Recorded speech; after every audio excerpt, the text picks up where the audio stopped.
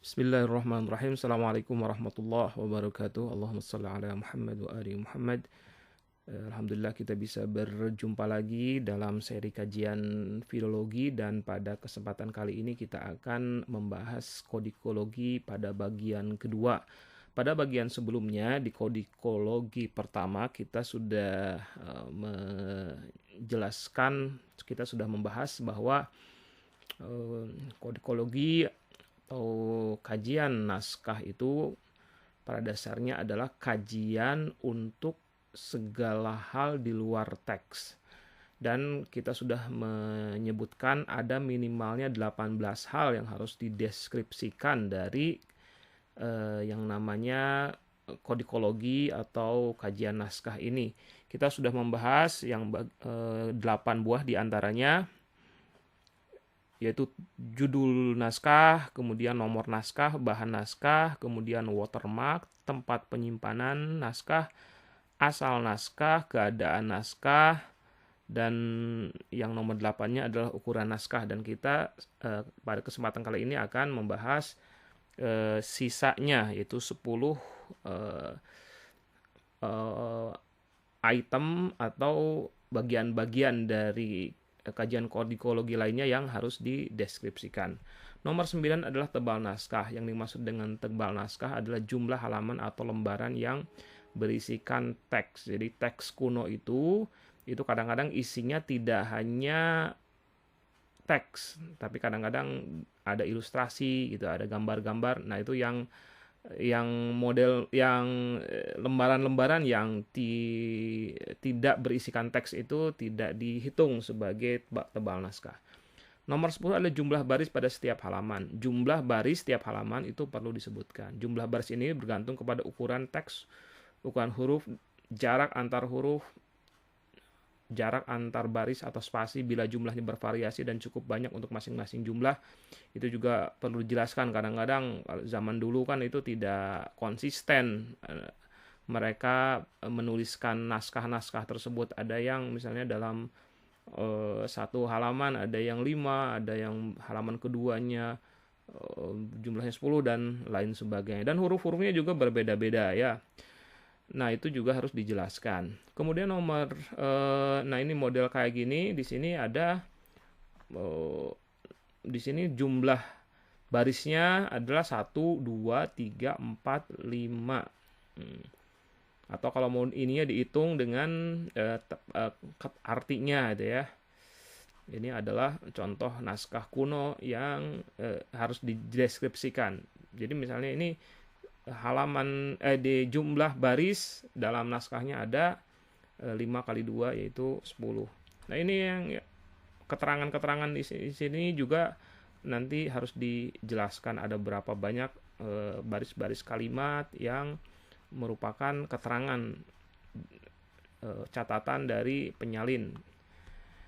Berikutnya lagi nomor 11 adalah huruf atau aksara. Yang perlu dijelaskan mengenai huruf ini adalah jenis tulisan, ukuran tulisannya berapa sentimeter, bentuk hurufnya seperti apa, karena macam-macam kan ya. Kalau bahasa Arab misalnya aksara Arab itu ada yang nasakh, ada nasta'lik, kemudian kufi dan lain sebagainya. Keadaan tulisannya seperti apa, jarak antar huruf dan warna tinta. Sebagai catatan bahwa naskah Nusantara tertulis dalam berbagai jenis tulisan, baik yang bersumber dari tulisan India maupun Arab. Dari sumber India muncullah huruf-huruf Sunda kuno, India Sunda, ada Jawa kuno, India Jawa, ada huruf aksara Batak, aksara Makassar, Lampung, Jawa, Sunda, dan lain sebagainya. Kemudian lontara yang ada di Makassar itu juga contoh-contoh dari aksara yang ada pada naskah-naskah kuno Nusantara yang asalnya dari India. Kemudian dari sumber Arab muncul huruf Arab, Melayu atau Jawi Pegon. Ini kitab Safinah, aksara Arab Jawi ya. Sebagian di antara kita mungkin pernah membaca dan membahas, mengaji kitab Safinah ini. Ini cukup terkenal ya di kalangan pesantren. Dan ini ada manuskrip Batak yang ditemukan di sekitar kawasan Danau Toba.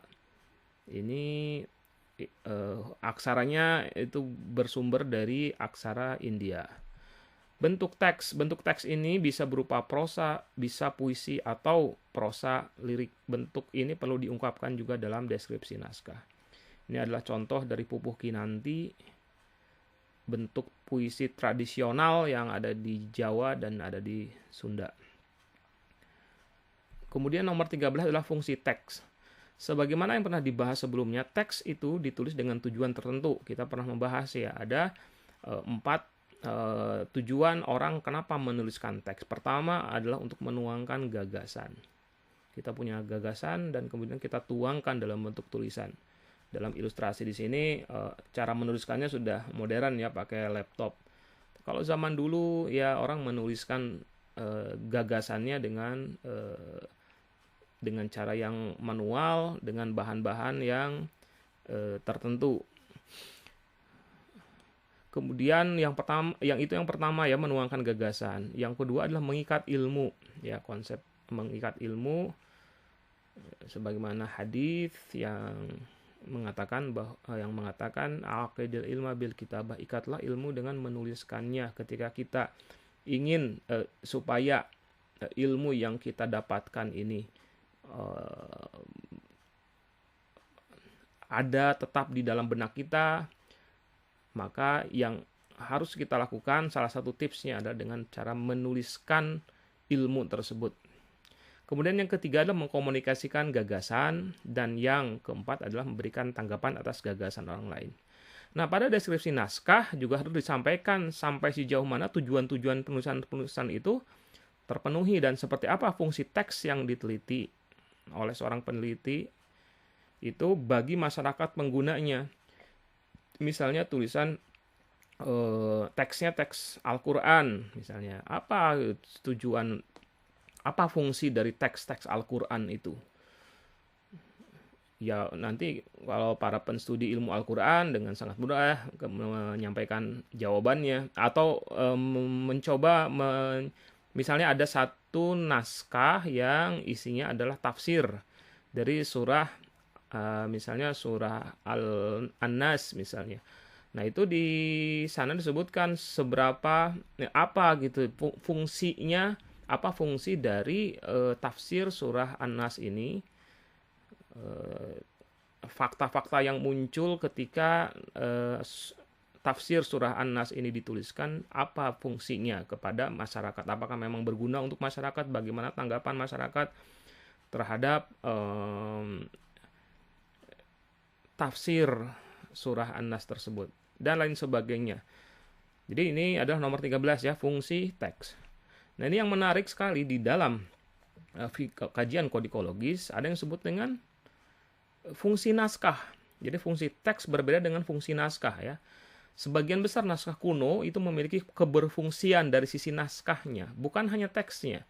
Teks itu kan isinya ya, isi, gagasan, ide, sesuatu yang sifatnya abstrak.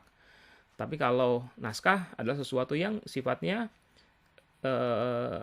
bisa dicerap oleh panca indera. Nah, apakah naskah itu dari sisi naskahnya, dari sisi pernaskahan, naskah kuno itu ada fungsinya? Ya, kita aja sampai sekarang masih menggunakannya ya, masih melihat. Misalnya kalau misalnya naskah tersebut dibacakan sebagai mantra, atau ditaruh sebagai syarat prosesi upacara tertentu.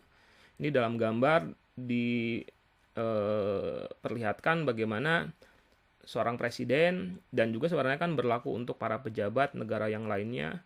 Bahkan misalnya orang-orang yang akan memberikan kesaksian di sidang-sidang, di persidangan, itu akan disumpah dulu. Disumpah, dan sumpahnya itu kalau dia beragama Islam, maka Al-Quran akan diletakkan di atasnya sebagai simbol bahwa dia melaksanakan tugasnya itu, apa yang dia nyatakan sebagai sumpah itu terikat dengan apa yang ada di dalam kitab Al-Quran. Kan ketika Al-Quran itu ditaruh di atas kepala seorang yang sedang membacakan sumpah, itu isinya kan tidak teksnya itu kan tidak dipelajari, tidak berfungsi pada saat itu. Tapi yang berfungsi adalah naskahnya. Hal-hal yang sama juga sebenarnya bisa terjadi dan bisa kita saksikan pada misalnya kalau pembacaan ayat suci Al-Quran. Itu kan ketika dibacakan orang lebih banyak melihatnya sebagai sebuah seremoni, yang penting itu dibacakan. Isinya kan pada saat itu kan tidak sedang dipelajari atau tidak sedang didengarkan apa isi dari tilawah Al-Qur'an yang dibacakan oleh seorang qori atau seorang qori'ah itu. Ini yang disebut dengan fungsi naskah. Atau misalnya kita melihat bagaimana ayat kursi gitu kan ya, dituliskan dan kemudian ditaruh di dinding. Fungsinya apa? Katakanlah misalnya mengusir jin, mengusir setan misalnya. Nah, saat itu ayat kursi itu yang berfungsinya adalah naskahnya, bukan teksnya. Karena kalau teksnya apa? Ya kalau yang diharapkan yang berfungsi adalah teksnya, ya kita lihat satu persatu apa isi dari ayat kursi dan kemudian tafsirnya seperti apa dan apa hubungannya, relevansinya dengan kehidupan sehari-hari. Nah, itulah ya fungsi naskah. Berikutnya lagi nomor 15 adalah penyusun dan penyalin. Nah, sebagaimana yang sudah dibahas, tidak semua naskah kuno yang ditemukan itu merupakan tulisan dari penyusun atau pengarang aslinya. Kita sudah membahas ya, bahkan sebagian besar naskah kuno itu pengarang atau penyusunnya tidak ditemukan. Kalaupun ada naskah kuno yang ditemukan, itu adalah tulisan dari penyalin. Nah, sebagian besar naskah kuno yang ditemukan merupakan naskah salinan. Untuk itu dalam deskripsi naskah harus dijelaskan kalau penyusun aslinya atau pengarang aslinya siapa dari naskah itu, dan kemudian penyalinnya siapa. Ini ada tradisi penyalinan naskah yang dilakukan oleh orang-orang terdahulu. Nah, nomor 16 adalah tarikh penyusunan dan penyalinan. Itu biasanya terlihat dari kolofon. Bisa dilihat ya di gambar ini. Di sini diperlihatkan bagaimana disebutkan bahwa kitabatu hadzal Qur'anil azim ya qubaila zuhri yaumil jum'ah. Nah, ini kan disebutkan bahwa ini selesai penulisan kitab Al-Qur'an ini di hari Jumat pada tanggal 21 dari bulan Rabiul Awal di Makkah Musyarrafah dan seterusnya di tahun 1259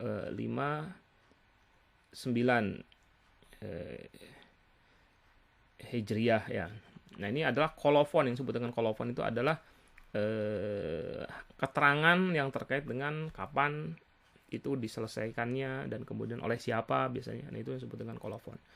Nomor 17 adalah ilustrasi jika ada. Ilustrasi adalah gambar atau hiasan yang terkait dengan isi naskah. Dan nomor 18 iluminasi jika ada juga. Iluminasi adalah gambar atau hiasan semata yang tidak terkait dengan isi naskah. Dikatakan jika ada karena memang kadang-kadang cukup banyak ya manuskrip kuno itu yang tidak memiliki ilustrasi ataupun iluminasi. Tidak ada gambarnya. Nah, ini juga hal yang lainnya yang bagi sebagian mungkin baru difahami perbedaan antara ilustrasi dan iluminasi. Kalau ilustrasi adalah gambar atau hiasan yang ada hubungannya dengan isi naskah. Kalau iluminasi tidak ada hubungannya. Ini adalah contohnya. Ini adalah naskah dari kitab syair karangan Firdausi berjudul Syahnameh atau kisah raja-raja. Ini kalau kita lihat, nah ini ada gambar orang yang sedang berperang ini. Ini adalah ilustrasi dari isi dari syair yang ada di sini. Syairnya berbicara mengenai peperangan yang dilakukan oleh dua orang kesatria. Maka ini yang disebut dengan ilustrasi. Akan tetapi ada beberapa di antara lukisan atau hiasan di sini yang tidak ada hubungannya dengan isi naskahnya. Isi naskahnya tentang raja-raja, tentang peperangan. Ternyata tiba-tiba saja ada gambar kupu-kupu. Kemudian juga ada ini hiasan-hiasan yang lebih mengarah kepada flora ya, gambar dari pohon gitu ya, dedaunan gitu kan ya. Ini seperti ini yang disebut dengan iluminasi. Iluminasi adalah hiasan atau gambar yang tidak terkait dengan isi naskah. Nah, supaya lebih jelasnya kita bisa melihat kalau misalnya Al-Quran itu kan kita bisa mengatakan tak ada satupun naskah Al-Quran yang ada ilustrasinya gitu. Asal Al-Quran itu kan semuanya kalaupun ada hiasan itu adalah iluminasi. Kalau ilustrasi, kalau misalnya ada Al-Quran berisikan ilustrasi, maka misalnya di surat Al-Fil itu harus ada gambar pasukan gajah. Nah, itulah keseluruhan dari 18 hal yang harus dideskripsikan di kajian kodikologi. Itu saja yang bisa saya sampaikan pada kesempatan kali ini. Assalamualaikum warahmatullahi wabarakatuh.